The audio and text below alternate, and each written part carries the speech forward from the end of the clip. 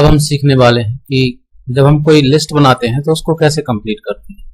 तो उसमें जो ये ऑप्शन है हमारे बुलेट्स, यानी क्रिएट ए बुलेटेड लिस्ट, इसको हमने पहले भी पढ़ा हुआ है अगर याद हो तो वर्डपैड के अंदर, यानी कि लिस्ट बनाना हम पहले भी सीख चुके हैं और यहाँ पर हम एक बार फिर से देखेंगे क्योंकि यहाँ पे लिस्ट बनाने के लिए काफी सारे ऑप्शन है। तो उसको देखें कैसे कैसे हम बना सकते हैं। बुलेट यहाँ पे काफी दिए हुए इधर, तो जब हम इसमें जो ड्रॉप डाउन यहाँ पे दिया हुआ है इस पर जैसे ही हम क्लिक करते हैं तो यहाँ पे हम देखेंगे काफी सारी ऑप्शन यहाँ पे देखने के लिए मिल जाते हैं। सो इस प्रकार से कोई भी यहाँ पे ये सिंबल और आइकन यहाँ से दे सकते हैं। क्लियर। सो जैसे इसको यूज करना तो यहाँ पे हमें क्लिक करना होगा और क्लिक जैसे ही करेंगे यहाँ पे ये बन के आ जाएगा और फिर वही कि यहाँ पे कुछ भी लिखेंगे और लिखने के बाद हम क्या करेंगे, एंटर करेंगे। जैसे हम यहाँ पे कुछ नाम लिख लेते हैं और उसके बाद में जैसे ही एंटर करते जाएंगे उसी प्रकार यहाँ पे जैसे पहले पढ़ा हुआ है वैसे ही यहाँ एंटर होकर के न्यू लिस्ट यानी कि दूसरा जो आइकन है वो नीचे आता जाएगा उसी के जैसे एंटर करेंगे। अगर हम यहाँ पे बिना कुछ लिखे यानी कि बिना कोई नाम डाले यहाँ पे एंटर कर देंगे तो यहाँ पे क्या होगा कि ये जो लिस्ट बनाते जा रहे हैं ये खत्म हो जाएगा इधर। क्लियर। यानी कि यहाँ पे बिना किसी लिस्ट के अब ऐसे नॉर्मली टेक्स्ट लिखा जाएगा और वापस से अगर इसको लेके आना है तो बैक स्पेस से क्या करेंगे, हम इसको डिलीट करेंगे और एक बार और बैक करेंगे, यहाँ पे आएंगे और फिर हम इसको एंटर करेंगे।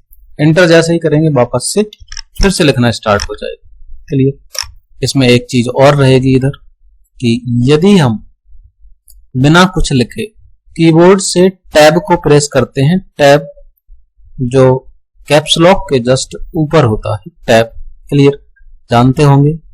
सो टैब को जैसे ही प्रेस करेंगे हम यहाँ पर तो देखेंगे कि जो लिस्ट का टाइप है वो चेंज हो जाता है। क्लियर।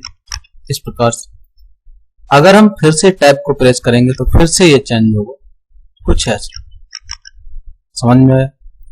अगर हम एंटर करते हैं तो फिर से ये होगा और फिर टैब दबाओगे तो फिर से ये चेंज होगा,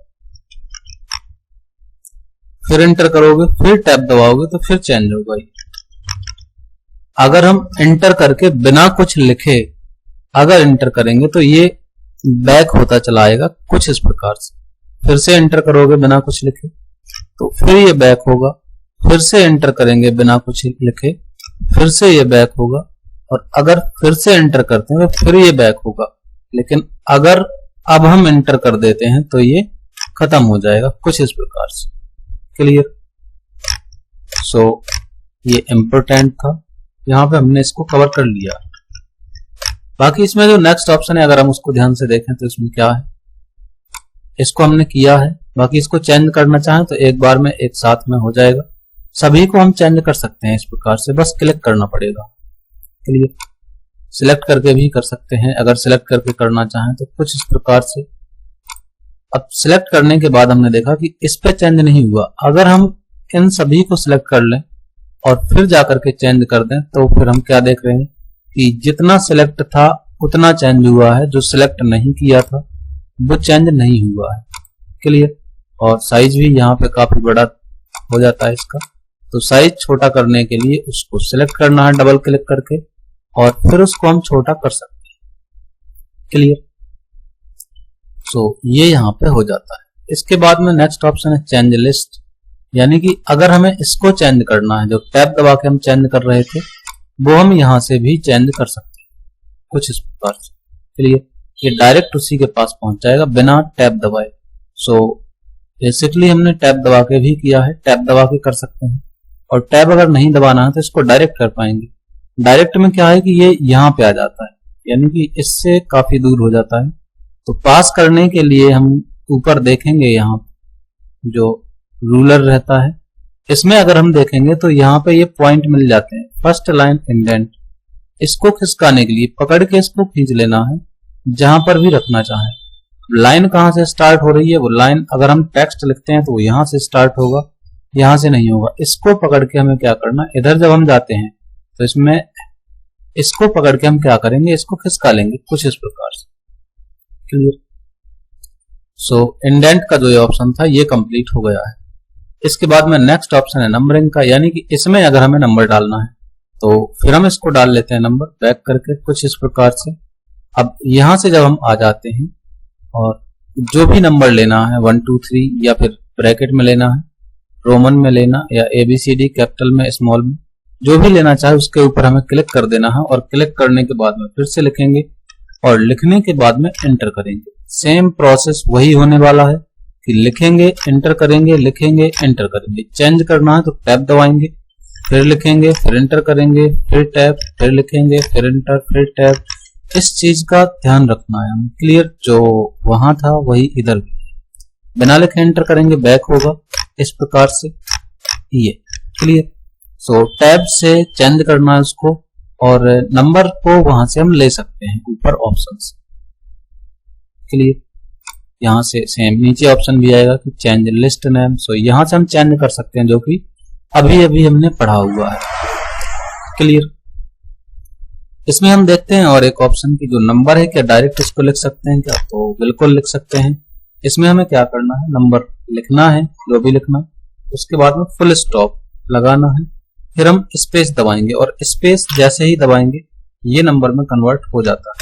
बाकी ये जो इतने आगे पहुंच गया है उसको खिसकाने के लिए पहले भी बताया हुआ है कि यहां से इसको पकड़ के खिसका लेना है, कुछ ऐसे। अब दोनों क्यों नहीं आए, दोनों सिलेक्ट करेंगे तो दोनों आएंगे, फिर एक को सिलेक्ट करेंगे तो एक ही आएगा। सो ये नंबरिंग के लिए था। इसमें और देखते हैं नीचे, तो सेट नंबरिंग वैल्यू, यानी कि नंबरिंग वैल्यू को सेट करने के लिए सेटिंग है कुछ।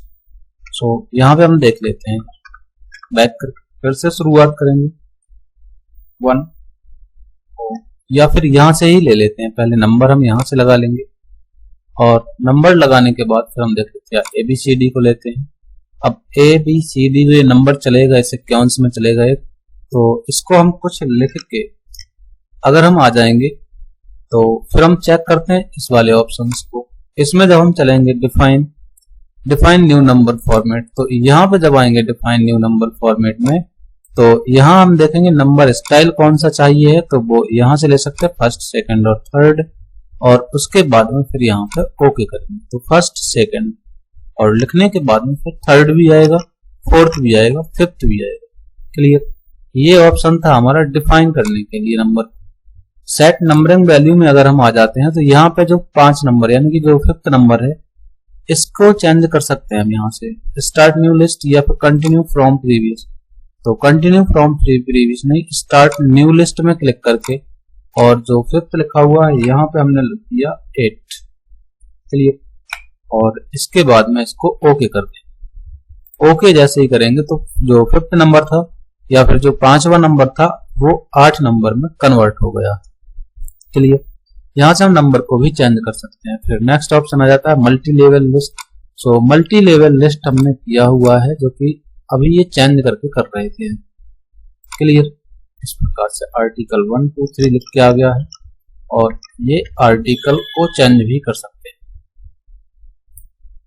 नेक्स्ट ऑप्शन जो अलाइनमेंट का था ये हम पिछली क्लास में कर चुके हैं और लाइन और पैराग्राफ स्पेसिंग ये भी किया हुआ है। इंडेंट को भी किया था, यानी कि उसके आगे है जो कितना स्पेस करना है और कितना नहीं करना है। क्लियर? सो इसके बाद में नेक्स्ट ऑप्शन है शेडिंग का, और शेडिंग जैसे पैराग्राफ में कोई कलर वगैरह फिल करना है। सो सबसे पहला काम है ये पैराग्राफ लिखेंगे इधर, और लिखने के बाद में हम यहाँ पैराग्राफ और लाइनों के बीच का जो स्पेस है उसको थोड़ा सा अलग करते हैं, यानी कि स्पेस ऐड करते हैं पैराग्राफ में। क्लियर? इसके बाद में हम देखते हैं कि कौन सा कलर फिल करना है, इस प्रकार से हम कलर को फिल कर सकते हैं। क्लियर? और नेक्स्ट ऑप्शन अगर इसी में आएंगे तो यहां से भी हो जाएगा, और कलर नहीं डालना है तो नो कलर। दूसरा कलर चाहिए तो मोर कलर्स में क्लिक करेंगे, और मोर कलर्स में क्लिक करने के बाद फिर हम देखते हैं कि इसमें और ऑप्शन मिलेंगे हमें, और कलर को जैसे चेंज करना है दूसरा कलर आएगा, बदल के भी यहाँ पे आ जाएगा। तो यहाँ पे थोड़ा सा एरर है।